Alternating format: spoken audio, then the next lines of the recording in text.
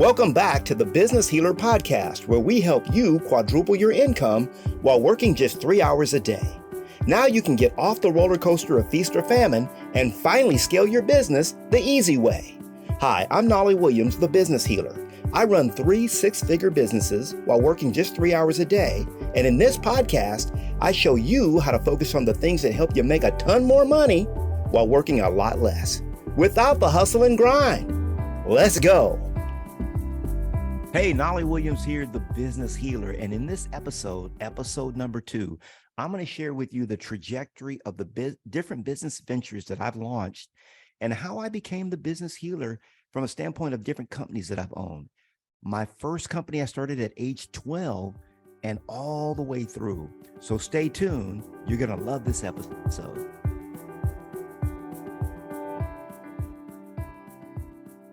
All right. Knolly Williams here. Welcome back to the podcast, episode number 2, baby. And of course, I'm still nervous. I'm at the beginning of my new podcast. So it's all good, though. It's all good. I'm here. In the last episode, I talked to you about why I do what I do, how I became the Business Healer, and whether I got to tell you, I don't always want to do what it is that I do. Now, I get a rush, I get a kick, I get lots of joy out of it. Why? Because it's what I was destined and placed on the earth to do. But also there's a lot of fear. Why? Because the ego, the little me, the little scared little boy, the 5-year-old Knolly, is always afraid to come out and play. But today we're going to come out and play. You know, I did promise you that I would share with you the trajectory of a little bit more about how I became the Business Healer from a standpoint of the trajectory of my of businesses that I've had over the years and the growth of my different companies, and how I kind of got into the entrepreneurship space, if you will. So I'm hopeful that we'll be able to share that. I'll be able to share that with you today. But again, I always go with the Holy Spirit. So sometimes I'll get a word that's for you, and it might seem like I get a little bit derailed, but the cool thing about a podcast, and I'm coming to learn this, is that this is where I actually get to unpack and I get to just be with you. Okay. It's not like YouTube. These are not polished episodes. They're just me sharing with you so that you can become the ultimate version of yourself. So I want to talk to you quickly about your dream life, what that looks like. I believe that you can live your dream life right now, right here, right today.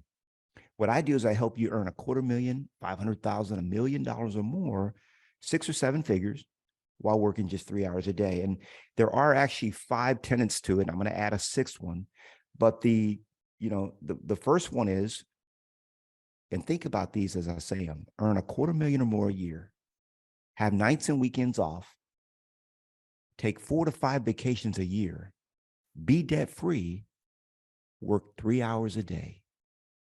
Okay, let me say it again. Earning $250,000 or more a year, having nights and weekends off, taking 4 to 5 vacations a year, absolutely debt-free, while working 3 hours a day. And let me add a 6th one: being able to work from anywhere in the world. Is that the kind of life that you desire? You know, raise your hand right now if that's the life you desire. Okay. I don't care where you are. You're driving, you're in the gym, you're at the beach, you're working out. It doesn't matter.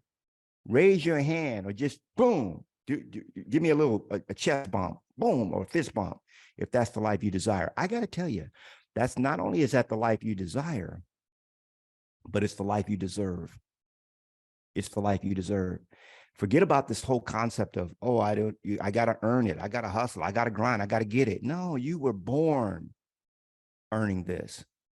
See, when we were born, we have a rich inheritance. This is what they, okay, They, they don't want you to know, is that you have a rich inheritance.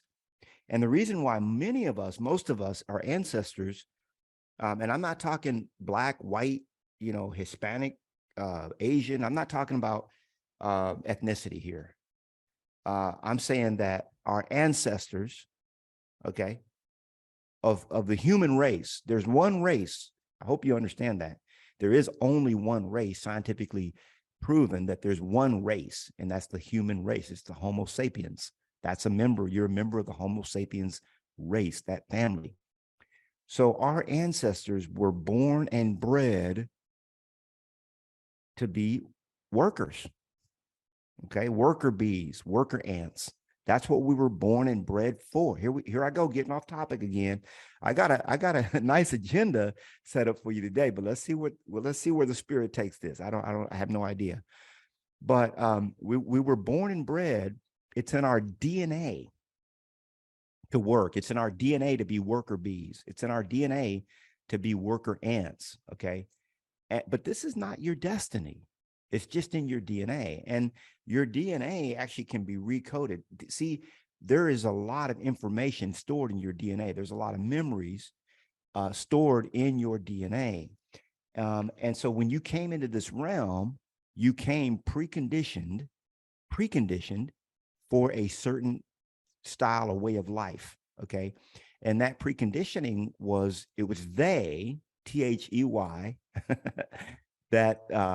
that are responsible for most of the world being worker bees, worker ants, if you will. But if you're an entrepreneur, that's not you. You've broken free from that.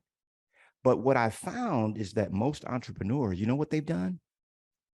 All they did was get out of the rat race and onto the hamster wheel. They're still on the grind. They're still on the hustle. And they act like the hustle and grind is something to brag about. That's just the dumbest thing in the world to me. That's just dumb. Dumb with a capital D. Dumb, dumb, dumb, dumb, dumb. That is stupid. Stupid as can be. Breakdown. I got to tell you, bragging about your hustle and grind is just dumb. And the elites, they love when you do that because it shows off your ignorance. It's idiotic. Well, I work 18 hours a day. Go on with your bad self. They want you to do that. But the reality is ease and flow is our destiny, not hustle and grind. And I'm here to help you move from the hustle and grind to ease and flow. That's the destiny. That's what we were born for. We were predestined for that. Okay. We were predestined for the easy button. And the only person that gets gratified by you hustling and grinding the way you do is your ego. Because it's not beneficial to you. It's not beneficial to your body. It's not beneficial to your mind. It's not beneficial to your family. It's not beneficial to the world or the people that you serve. Okay. It's not beneficial. All it does is feed the ego. It feeds the pride. It feeds arrogance. It feeds ignorance. Okay. And scripture says that my people perish for what? For lack of money? No. For lack of resources? No. Scripture says that my people perish. Who are his people? Those who are called. We talked about that in the last episode. Those are her predestined. You are his people. Scripture says my people perish for lack of knowledge, ignorance, stupidity. Okay. And whenever you find somebody hustling about how or bragging about how much they hustle and grind, that's just dumb. There's just not another way to kindly say that. Okay. Because we were bred to be slaves. Let me say it again. We were bred to be slaves from old. And this is not talking about color again, guys. This is the whole human race. Okay. There's the haves and the have-nots. There's the elites. Okay. There's a handful of families or whatever you want to call them. And the rest of us are supposed to just go out there, and we're called the working class. The working class. And when you study one of these episodes, I'm going to bring this to you. This is powerful stuff. Powerful, powerful, powerful. When you look at the life of an aristocrat or a noble or anyone born in royalty, okay, that's me. I'm royal. I don't know, well, I do know about you. You're royal too, okay? But when you're born into royalty, you don't work like that. You're not a mule, okay? So how do you get to the point where you don't work that way? Okay, I'm going to show you that. That's the whole purpose of this podcast. One day we're going to have, probably very soon, is the way it's kind of coming to my mind. I'm going to talk to you about who you really are, because a lot of people have really forgotten, and all they're become is high price slaves, you know, high price slaves. The working class, that's slavery, slavery with a paycheck. That's not for you and me. That is not for you and me. So we'll talk about that. You're going to go from your business owning you to you owning your business. Let me say it again. You're going to go from your business owning you to you owning your business. All right. The purpose of your business is to serve you. So let me talk real quickly about, well, we'll see how quick it goes. Let's talk about my business ventures over time. So the entrepreneurial bug I told you about, when I was 10 years old in the last episode, I was 10 years old, and I was dedicated. God told me my mission. I've been fighting it all my life. I've been fighting it even this morning.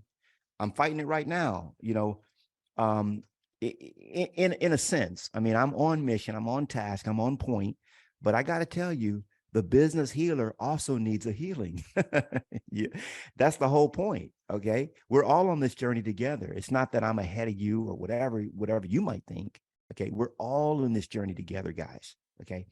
So I knew, though, that right after I was called, is that I knew that I was I don't know, a merchant, I guess you'd say it.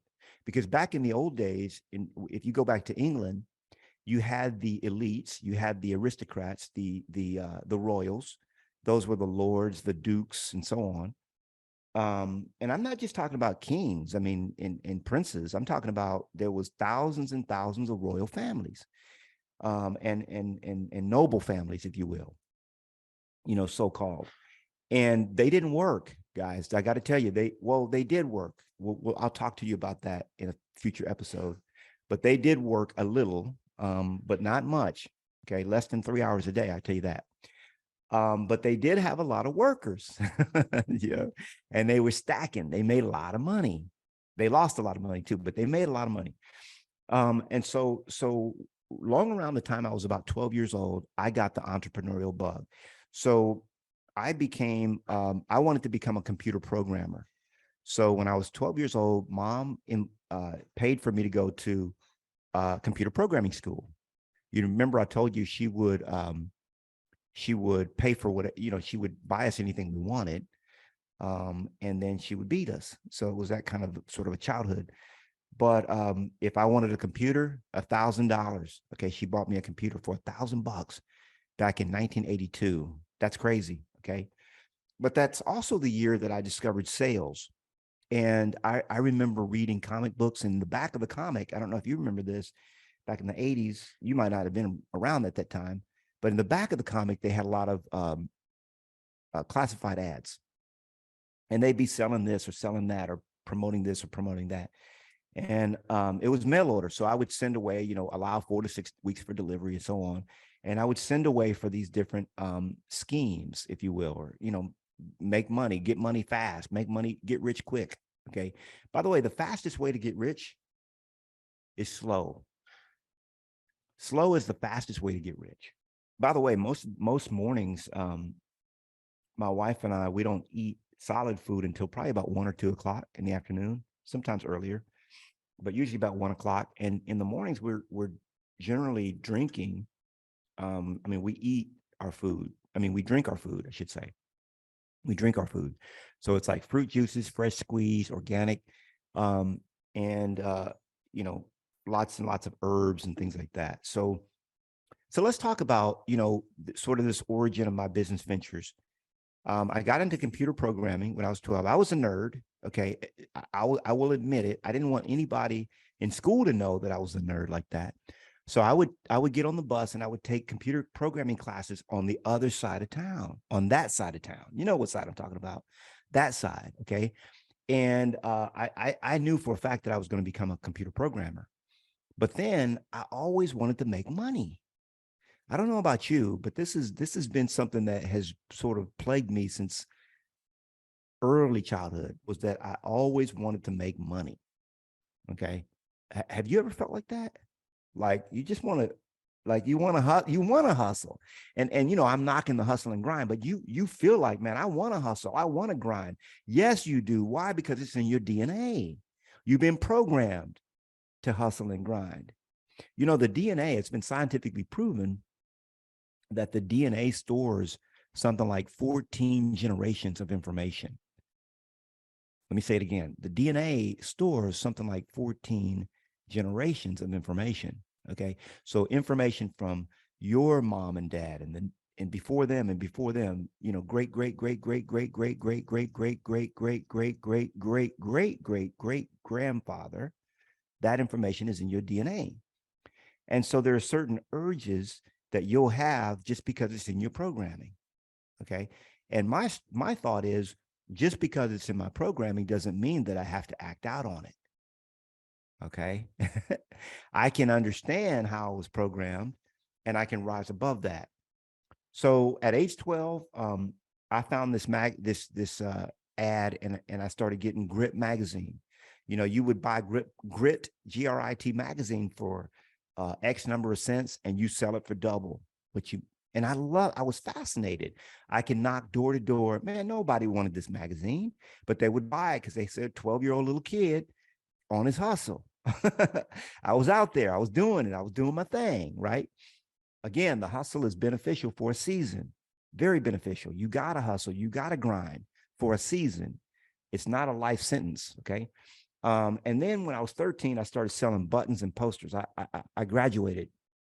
You know, all the kids were into, back then it was like Michael Jackson, Prince, Madonna, you know, groups like that, Boy George. You probably don't know nothing about that. That's okay. Run DMC, you know, all that kind of stuff.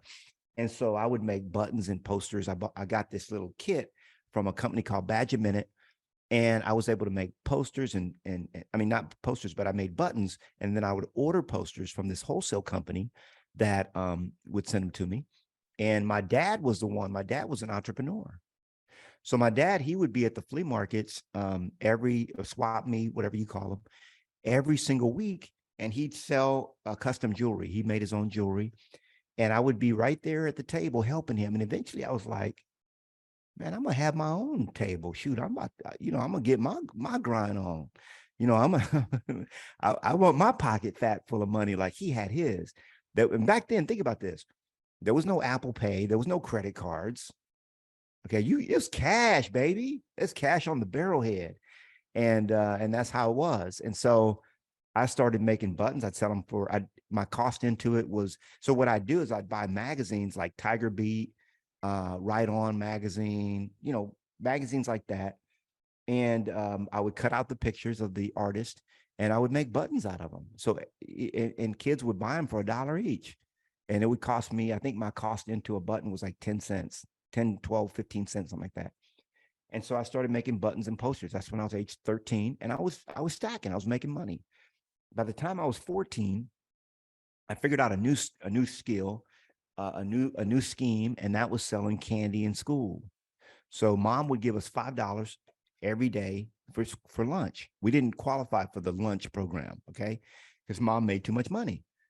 And so every morning she would give us $5 each. And I think my sister would go to school and spend her $5 on lunch, like you're supposed to. That's what we're supposed to do with it. But not me. I take my $5 and I go straight to the store and I would buy $5 worth of candy, you know, whatever I could find. Now and Laters was big back then. We had Starburst and other candies that were individually packaged, but I'd buy the big packs. I'd break them up and I'd sell them individually. And my $5 would turn into $10, $12, $15 some days. Okay. And so I was hustling that way. Then by the age of 15, now this is crazy, I started selling other products. Okay. Maybe we'll just leave it at that. Other products I started selling. I'm going to be real with you. So I had a kid in school, and his brother sold marijuana. Okay. And this was back before marijuana was legal. If you okay. But his brother sold it, and he would tell us, man, he said, man, my brother has a trash bag full of weed. Okay, not a trash bag, a trash can full, a trash can full. This was in California. And so we convinced this kid. He was a good kid. I was a good kid too. But Uncle Knolly got into a little bit of dirt. I got my hands clean eventually. By the time I was 18, I got cleaned up. But I want you to know, I mean, you know, everybody has a past, and this is mine. So this kid, he would go home and he would get a Wonder Bread bag, and he would fill it like halfway from the trash can. He would scoop out from his brother's stash, and then he would smooth the top of it so his brother didn't know any was missing. Okay, he would bring it to school. I give him like $10, and he would give me a lot of, you know. Now this is the kind of dirt I haven't done since I was 18, so don't judge me. I'm just telling you how my life was, because even though I was called by God at a young age, 10 years old, I didn't want nothing to do with him, her, however you depict God. I didn't want to have anything to do with him. And so, so I just, I was on a rebel path. You know, I was beaten at home. I was told I was worthless. I was told, boy, you'll never amount to anything. I'm sorry I ever had you. You were a mistake. That's what I was told from as early as I can remember. I was reminded of that. And so I became what I was reminded of. I actually bought into the lies. I bought into the beliefs that someone else, my mom, had for me. You know, what lies have you bought into? Have you bought into lies before? Has somebody told you that you couldn't do it, that you couldn't be, or that you couldn't achieve, or that you couldn't have? And maybe you bought into it. I did. And so that's what I started doing. I started rolling up little marijuana joints, and I would sell them at school, and I would sell them for a dollar each. So lo and behold, I was able to take $10, and some days I would make it into $80, okay, $70. And I just loved that process. It was business, it was entrepreneurship, it was the whole process of taking something and making a profit from it. I got to tell you, I have nothing. Now, the product I was selling was not, probably kosher at the time, but I have nothing. I have no problem with making money. I got no problem with making an honest profit. Okay. There's no shame. There should be no shame in your game if you're out there doing it the right way. Okay. You're selling a great product that's really going to help people. It's going to bring them up. It's going to help alleviate some of their suffering. Okay. You should be very proud of that and happy that you can bring that to the world. And I've always been a person that liked making money. Okay. And so I just have no shame around it. It took me a long time to reconcile that, because I would read scriptures like, the love of money is the root of all evil, and so on, without really understanding the context of the verse. But I've reconciled and come to the understanding that, money is good for the good it can do, and money can do a lot of good, and money is opportunity, and money is choices. When you have more money, you have a lot of choices, you have a lot of options.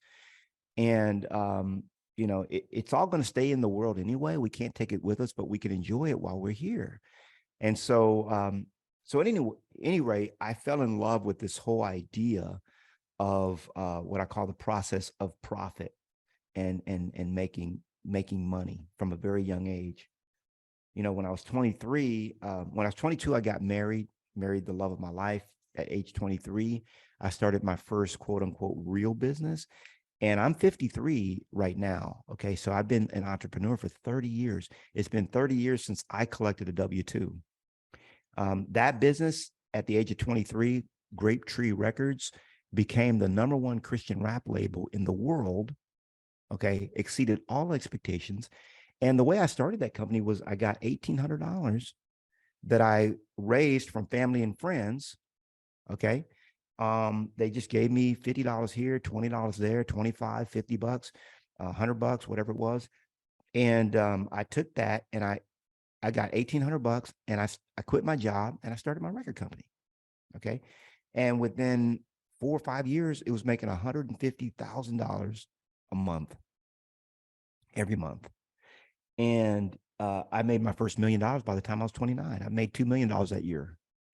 And I've made millions and millions and millions and millions of dollars since then. And I've lost millions and millions of dollars since then. We'll talk about that too. When I was 33, by the age 33, I'd lost everything. And I'll kind of pick up the story when we get into the next episode. But, it's one thing to make it, it's another thing to keep it. It's one thing to make, another thing to keep.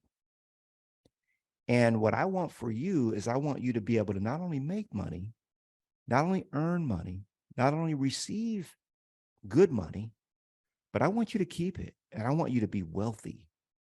I want you to be affluent. Say that. I am affluent. I am wealthy. I am affluent. That's you. That's you. That's what I desire for you. And that is you. So next time we get together, I'm going to pick up the story and I'm going to kind of share with you, how I lost it all, because there's a lot of lessons in how you lose. If you can't write the lessons down when you lose, then guess what? You could be doomed to repeat history. And we don't want any history being repeated. One of the big reasons I'm the business healer, and one of the big reasons that I do what I do and come to you every week like I do, is because I want to cut a 5, 6, 7-year learning curve off of the trajectory of your success. I don't want you to have to go through the same mistakes that I went through. So with that, I'm going to sign off. God bless you. I love you. I appreciate you for listening, for tuning in. Catch me on the next episode where I'm able to finish my story, the trajectory of how I became the business healer that I am today, how I lost it all, gained it all back, and then some. All right, I'll see you on the next one. Thanks so much for tuning in to the Business Healer Podcast. Remember to spread the healing by sharing this episode. If you are serious about taking your business to the highest heights, making more money and helping more clients and customers, all while working less hours and spending more time with your family, be sure to join the Knolly Coaching Club, where I personally coach and mentor you to your ultimate greatness. You can join for just $1 at knolly.com. That's KNOLLY.com. And be sure to subscribe to the podcast so you'll never miss an episode. I'll see you on the next healing episode of The Business Healer.